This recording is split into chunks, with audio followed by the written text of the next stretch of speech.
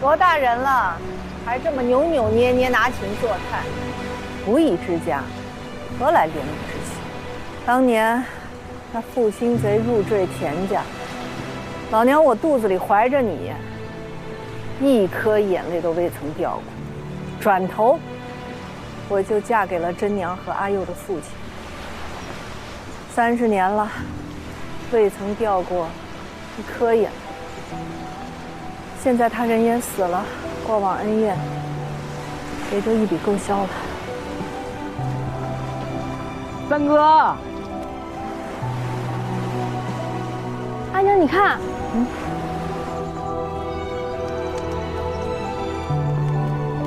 是那小贼。三哥，三哥，跟他老子的恩怨倒是了结了，却又欠这小子一个大人情。也罢，回岛之后，你便收拾东西，到杭州西府去伺候他5年，还了这个人情便是。啊，阿娘，你不乐意啊？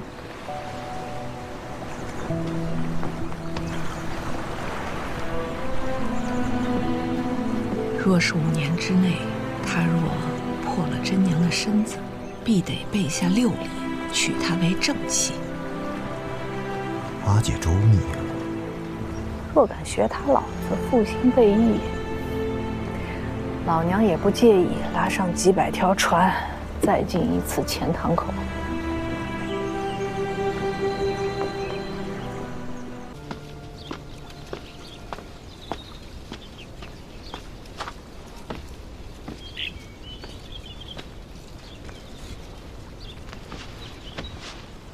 你在看什么？这口井有个名字，叫钱王井。当年我阿翁起兵，摄中军于左近，因没有水喝，便叫各位叔伯与我阿爹一并通力打了这口井，取水为士卒解渴。这口井因而得名。骗人！这里离着西湖近在咫尺，哪里就用打一口井来取水？再说千万军卒，这口井又如何能记得是？分明是你在骗人。好吧，这故事是我编的。你为何要编个谎话来骗我？我不是想骗你啊，我是想骗骗我自己。你说我们家这些个兄长们，若真都能像这瞎话里的叔伯们一般和睦齐心，该有多好！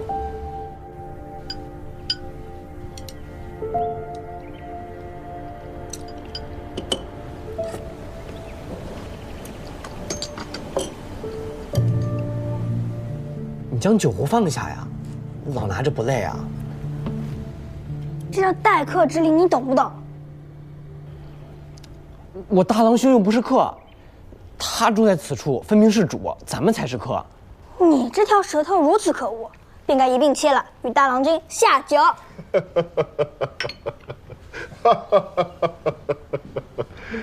哎呀！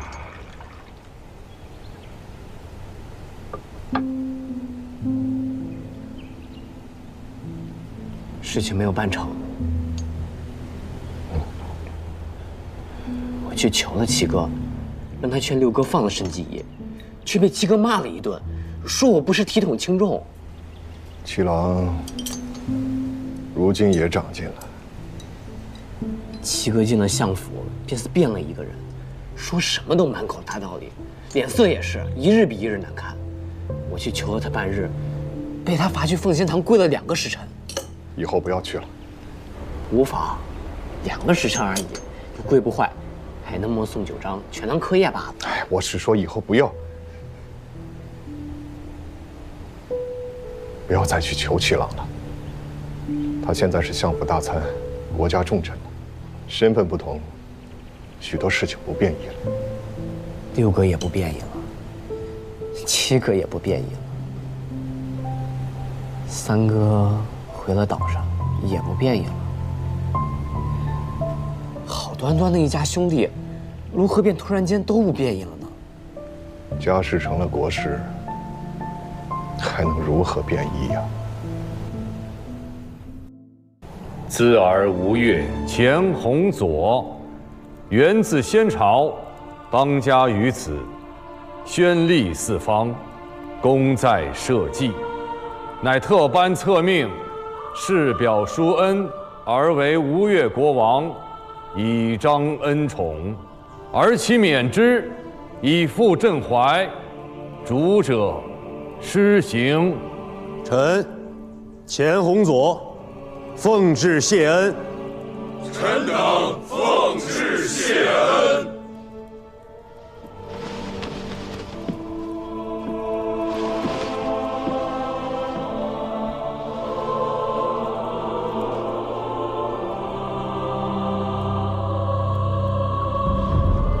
臣水丘昭劝，谨为大王贺。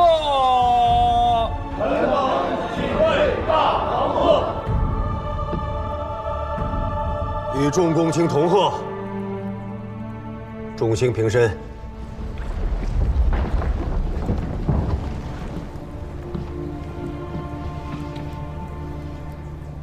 大王正位东南，臣等请开库藏，宽刑狱，犒赏将士，大赦官民。户部库藏如何？回禀大王，去年三江泛滥，文穆王体恤民情，免了当年秋税。西府库藏及各地长平，本已捉襟见肘。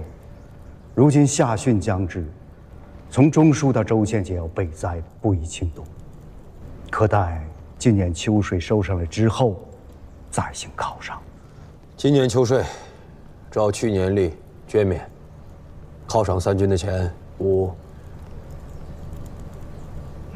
孤自家出了。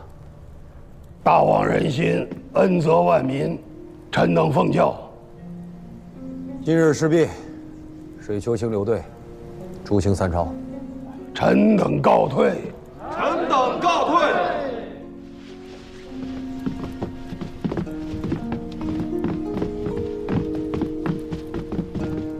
犒赏三军，捐免钱粮皆是得政，但宽赦大郎之事，他提也不提。国主大王不提，尔等也不提，这朝廷要大臣还有何用？哎，袁学士，如今水丘也回来了，大王也正位了，满朝公卿皆大欢喜。你可还记得当初自己所说的话？武灵公，你是要救人，还是要杀人？你这话是何意啊？一样的话，要不一样的人来说。待运，本无反心，无罪受诛于宫门，此上下离心之事，叔孙孙本也无勾连剑窜之实。杜兆达等人跋扈贪鄙有之，明正典刑，不为苛酷。大郎洪俊御兵治事，鲜有疏忽，至今蒙冤受监，公卿愤愤，国人惴惴。水丘昭全，你好大胆！臣家世代契礼，与国同修。吴越国在，臣在；吴越国亡，臣亡。所以不得不披肝沥胆，为大王言之。这些话，出使汴梁之前为何不言？此时，大王不过是两军留后，宫闱之内，诸事动荡，皆以权宜为要。而如今局势完全不同了。京师制文已至，大王受天子册封，已是名正言顺的东南之主。王者治四方，当以堂皇正大之政，不做权宜苟且之谋。这些话，从未有人与孤说过。此乃宰相之过也。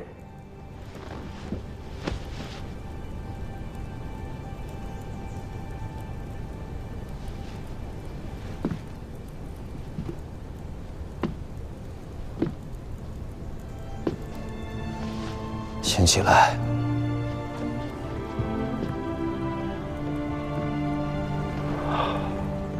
顾继任两军已差不多有1年了。相公们每日奏事，皆言其然，不言其所以然。顾心里知道，他们当孤是晚辈，听不懂道理，只能整日哄着骗着。可他们越是这样，顾心里便越发忧惧。众多兄弟满堂公卿，顾竟不知该信谁重谁，也没人如卿这般甘冒赴约，也要跟顾说真心话。石秀赵全，臣在。你愿意辅佐顾吗？臣万死不辞。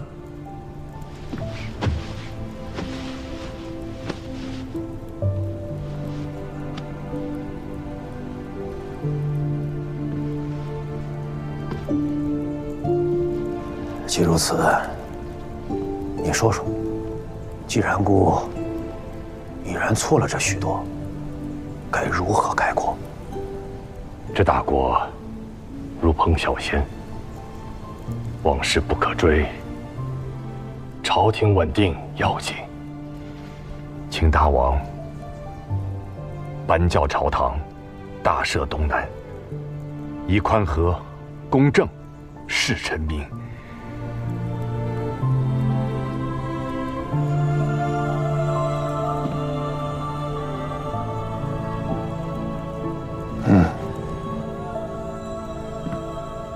释放沈文琪出内署，让大郎洪俊归家思过，以结宗室之心。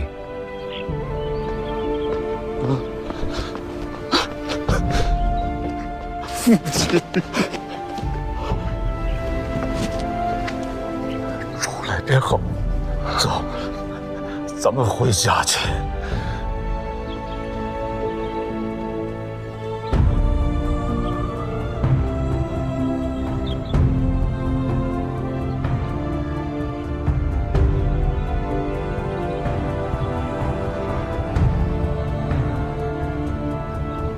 以诸位相公、学士稳定朝堂，治理庶政，然则民心可平，东南可稳。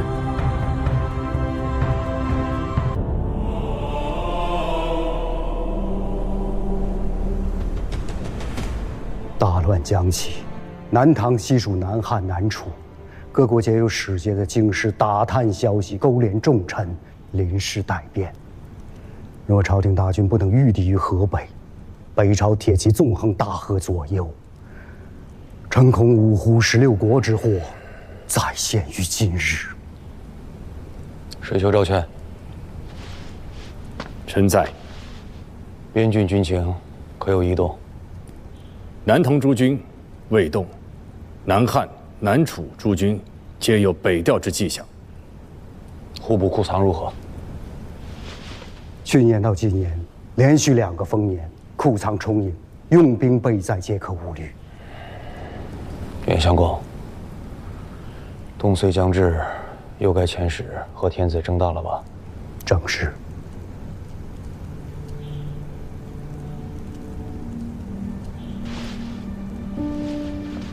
局势未待，臣愿意再走一遭汴梁。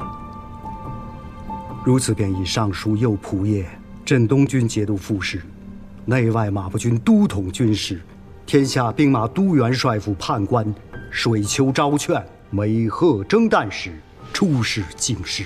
加一条，以检校司空、内衙兵马都指挥使、元帅府长书记钱弘处为副使。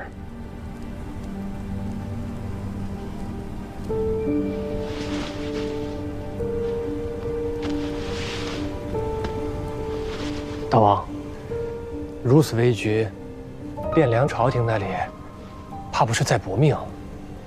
局面危殆，朝廷那边在搏命。若真个如50年前一般天清了，孤也要搏命。水丘公此时北上，更是要豁出性命的。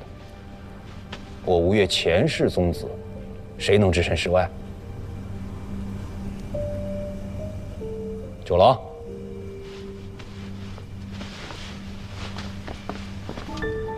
孤明白与你说，此一去福祸难料，是要豁出性命的。敢去吗？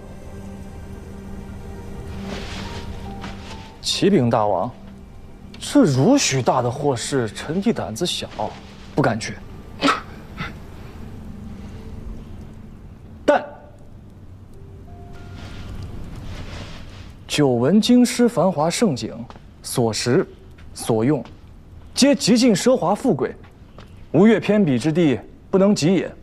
臣弟项目垂涎久矣，愿随水丘公前往京师一游，以慰平生。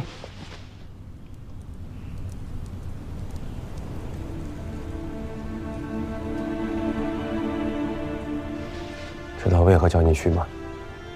上阵父子兵，打虎亲兄弟呗。这是阿爹当年在吴中做质子的时候，阿翁交给阿爹和众位叔伯的话。阿翁一共有38个儿子，国难当头，能挺身而出为他分忧的，却只有咱家阿爹一个。老人家当年说出这10个字来，可不是在夸赞阿爹，那是骂人呐！六哥，这我可从未知道，我哪敢骂各位哥哥呀？装糊涂！哎，其实我懂。六哥为一国之君，自然是去不得。七哥如今参知相府，是六哥的左膀右臂，那自然也去不得。那就只剩下我这个打鱼耍子的闲人，死了活了，于家于国皆无半分损益啊！那自然是我去最合适了。这些年进学读书，你也该长进些了。若非当年阿爹挺身而出，身当大任，阿翁又怎会放心将国家社稷托付于他老人家呀？六哥，你可莫与我说笑啊！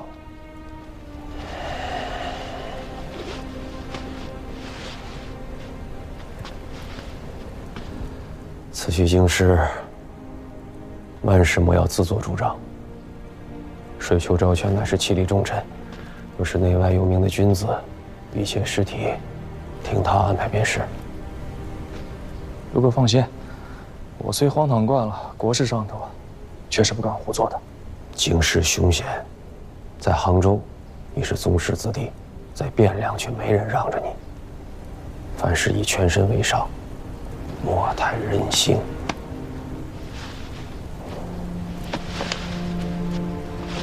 六哥放心，臣弟晓得了。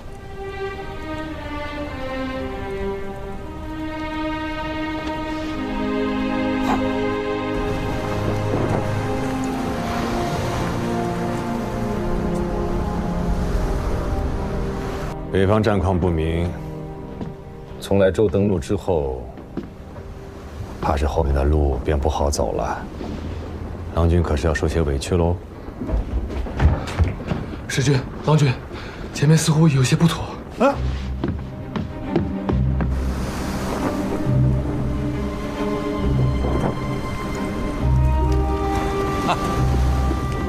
你看，黄龙社的战船啊！哈哈。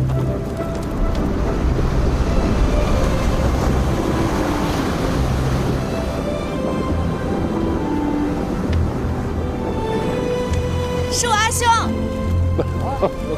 阿兄，阿兄，三哥！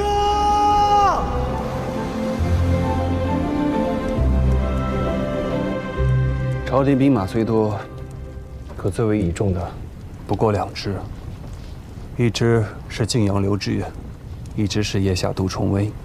杜重威降了，刘知远独木难支，自保尚有余。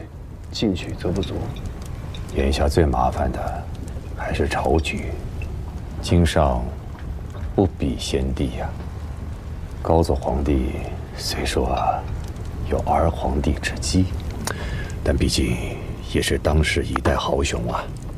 统兵用士，御将用人，威望隆重啊。陈良，坐这一块吃吧。 不要！你们3个人说的话，我一句也听不懂，坐在这儿也是无趣。看你们2位老哥这么多年不见面了，一见面就说这些无趣的话，也不嫌烦恼。九郎啊，还是这般好玩性的。这如今也入了朝堂了，这些个军国之事，怕是由不得你不关心了。我家先祖遗训叫做士大。 契丹铁骑再奢折强横，他总不能一口气骑着马冲过长江来吧？中原之地，便是搅成了一锅烂糊粥，换上他20、30个朝廷，70、80位天子，又何损于我吴越半分？梁军这是在吴越太平之地待久了，未曾见过天崩地裂之危啊！汴梁城中，谁做天子，皆是一般的称臣奉表纳贡。 那天崩地裂，又与我等何干？三哥，你尝尝。九郎还是太年轻啊，小心思、小聪明是有的，涉世未深，见识浅薄。六郎是如何想的？该派七郎来才是啊。人总不能一辈子年轻。 该见识的，总要见识；该承担的，总要承担。这世上本没有桃花源。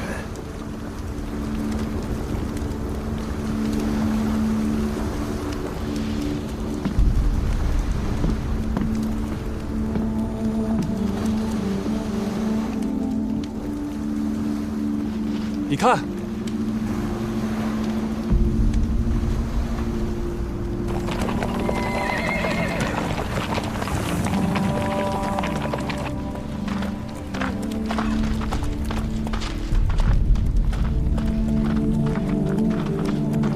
事情不太对呀、什么不对？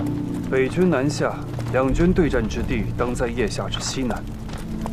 纵使轻骑迂回，也应该超游西边的兖州和冀州。万万没有绕路数百里到东海之畔打草谷的道理。三哥的意思是，此处并非两军交战之前线。契丹铁骑便是伸了3头6臂，又如何放着京师不去？反倒绕远路过来。 将莱州烧为焦土，因为就不是他们烧的。走。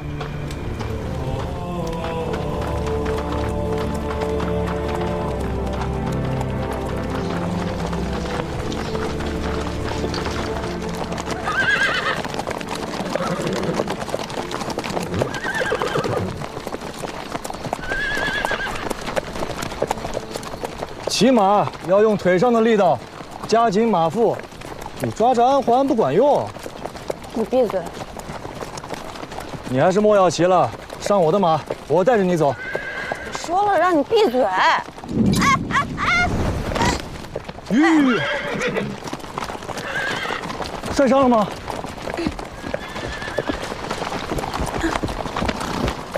你看，就算摔一跤也摔不坏的，啊，其实无妨的。你上我的马，我带着你走。我不要。哎呀，莫赌气了，你上我的马，我带着你走。我自己会走。你自己会走，汴梁还有那么远。走吧，我带你。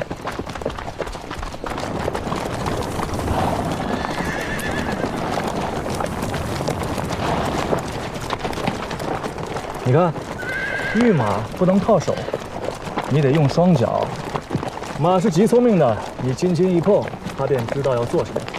你需要做的便是稳稳地坐在马背上。试一下，双腿夹紧，夹紧了吗？怎么样？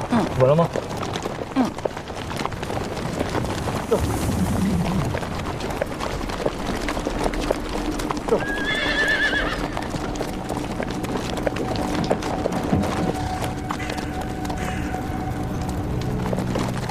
这些都是人骨。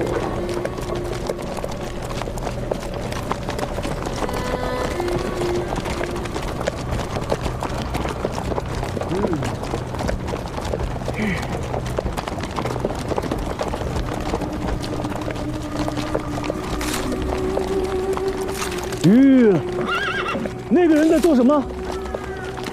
他太饿了。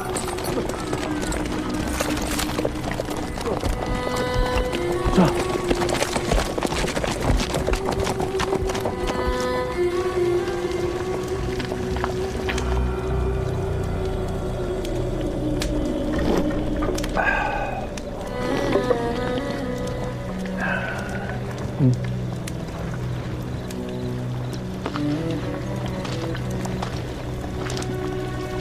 梁军，还是用一些的好。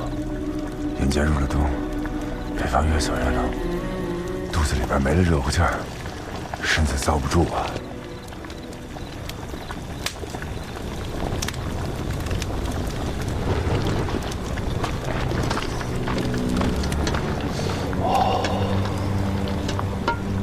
再来一些。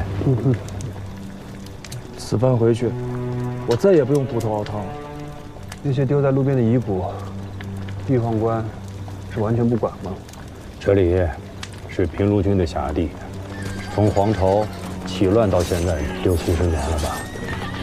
兵乱加上病患，年年都有人死在道左。中原的一所早已经被废止了，这里又不是州县的治所，谁会理这些？你们看到的那些尸骨，是他们怕阻塞道路，妨碍过兵，这才清理到路边的。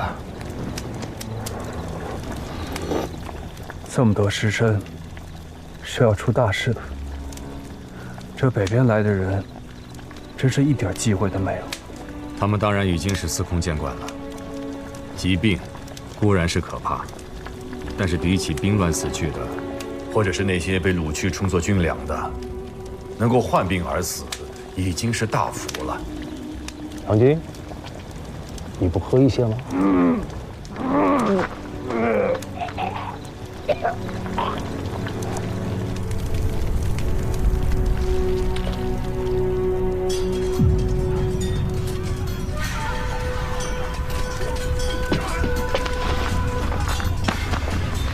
似是有贼人，警戒！